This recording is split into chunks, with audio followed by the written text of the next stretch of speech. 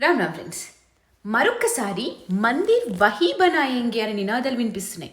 ఈసారి అయోధ్య కాదు, ఆకివీడు. శ్రీరామనవమి రోజున ఆకివీడు పెద్దపేటలో క్రైస్తవులు ఆర్ఆర్ఆర్ గారి మీద దాడి చేశారు. వారు పోలీస్ బందోబస్తు వల్ల సురక్షితంగా బయటపడ్డారు. కానీ అక్కడే ఉన్న జనసేన నాయకుల మీద మేకులతో దాడి చేశారు. ఎందుకు? శిథిలావస్థలో ఉన్న రామాలయాన్ని పునర్నిర్మించడానికి సహాయం చేస్తాను అన్నందుకు, అక్కడికి వచ్చినందుకు, ఆలయాన్ని దర్శించినందుకు. మేముండే చోట హిందూ ఆలయం ఉండడానికి వీల్లేదు అని దాడులు చేయడమే కాకుండా రాముడి మెడలో నుండి ఇలా దండను కూడా తీసేశారు. అంటే మరి హిందుస్థాన్లో ఎందుకు అన్ని చర్చిలు ఉన్నాయి? అవి చూసి హిందువులు ఏమని అనాలి? ఎంత గొడవ చేయాలి? ఎన్ని మేకులు వాడాలంటారు?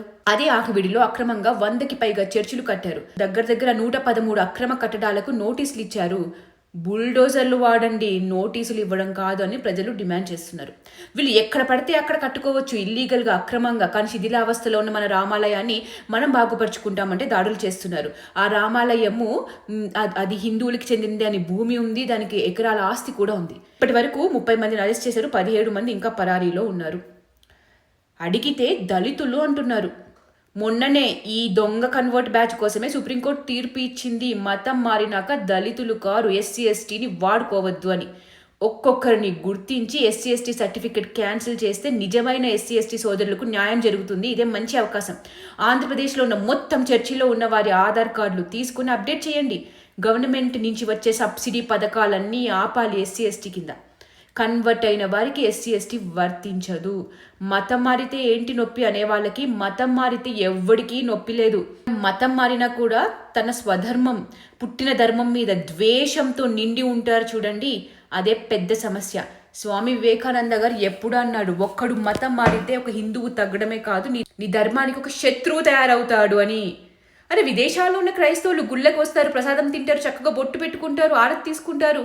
మధ్యలో వచ్చి రైస్ బ్యాగ్ కన్వర్ట్లే మేమే నిజమైన కొండె గొర్రె అని నిరూపించుకోవడానికి నానా కష్టాలు పడుతున్నారు. పవన్ కళ్యాణ్ గారు త్వరలో రామాలయాన్ని దర్శించుకొని ఉన్నారు. వారు అప్పట్లో అన్నారు కదా, యోగి ఆదిత్యనాథ్జీ ట్రీట్మెంట్ ఇవ్వాలి ఒక్కొక్కడికి అని. అలా ఇస్తే తెలుస్తుంది. అది మాత్రమే కాదు, ఏమంటుందో చూడండి. మనుషుల్ని చంపం కానీ గుడిని మాత్రం గుళ్ళను కూర్చేస్తారు. ఎవరు చెప్పారు గుళ్ళను కూర్చోమని? అలాగని కాదు సార్.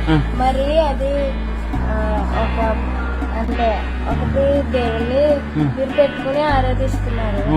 మనుషుల్ని లేపేం కానీ గుడులను కూల్చేస్తామని. అరే, ఈ దేశాన్ని ఆక్రమించుకోవడానికి వచ్చి భయపెడితే భయపడి బియ్యపు సంచి కోసం డర్రుతో మారిపోయిన వాళ్ళకే ఇంత ఉంటే, కష్టం వచ్చినా నష్టం వచ్చినా తల్లి లాంటి స్వధర్మాన్ని వదులుకోము అని నించున్న హిందువులకు ఎంత ఉండాలంటారు? వీళ్ళు కూల్చేస్తే చూస్తూ ఊరుకుంటారా? అరే, ఒక పక్క అబ్దుల్లాలు జిహాద్ పేరిట, వీళ్ళేమో విగ్రహారాధికులను తరమండి, గుళ్ళని ధ్వంసం చేయండి అని. ఇంకో పక్క మార్క్సిస్టు, కమ్యూనిస్టులు, 3 M's. ఎవరు? మిషనరీస్, ఈ మత మార్పిడి బ్యాచ్, ముస్లింలు. ఇంకొకటి ఈ మార్క్సిస్ట్, కమ్యూనిస్టులు, కాంగ్రెస్ చెంచాలు. హిందువులేమో సెక్యులరిజం అనే రోగంలో ముసుగేసుకొని నిద్రపోతున్నారు. ఏం జరుగుతుంది తెలుసుకోండి. అక్కడ గుడి నిర్మాణానికి మీరు సహాయం చేయాలి అనుకుంటే క్రింది బ్యాంక్ అకౌంట్ నేను పెడుతున్నాను, దాని ద్వారా లేదా ఈ QR కోడ్ ద్వారా ఫోన్పే, గూగుల్ పే చేయవచ్చును. పూజలు చేయడం, వరాలు కోరుకోవడమే కాదు, everybody has responsibility towards there ధర్మ. కనీసం తప్పు అని ఖండించండి.